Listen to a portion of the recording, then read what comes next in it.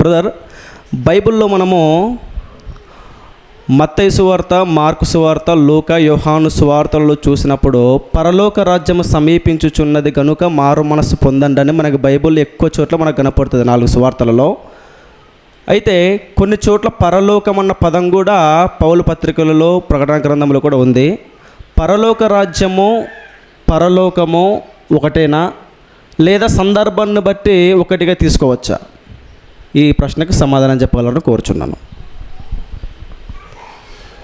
సహోదరులు అడిగినటువంటి ప్రశ్న, పరలోక రాజ్యము సమీపించింది అని బాప్తిసం ఇచ్చే యోహాను ప్రకటిస్తాడు. తర్వాత క్రీస్తు ప్రభు కూడా దాన్ని ప్రకటిస్తూ ఉంటాడు.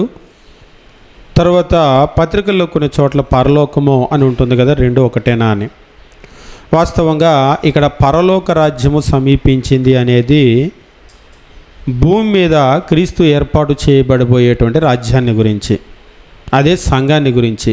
పిలాతు క్రీస్తు ప్రభువుని అడుగుతాడు, నువ్వు రాజువా అని.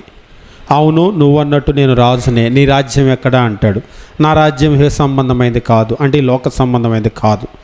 కాబట్టి క్రీస్తు స్థాపించబోయే ఆ రాజ్యమో ఈ లోక సంబంధమైంది కాదు, ఆత్మ సంబంధమైంది. మరొక రకంగా చెప్పాలంటే అది పర సంబంధమైంది.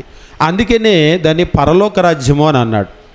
అది దేవునికి సంబంధించింది, అందుకనే దేవుని రాజ్యము అని అన్నాడు. అది క్రీస్తు రక్తం ఇచ్చి కొన్నది, అందుకనే క్రీస్తు రాజ్యము అని అన్నాడు. కాబట్టి పరలోక రాజ్యము అన్నటువంటిది పరలోకాన్ని గురించి కాదు, ఇక్కడ భూమి మీద ఉన్నటువంటి సంఘాన్నే పరలోక రాజ్యము అని చెప్పేసి అన్నాడు.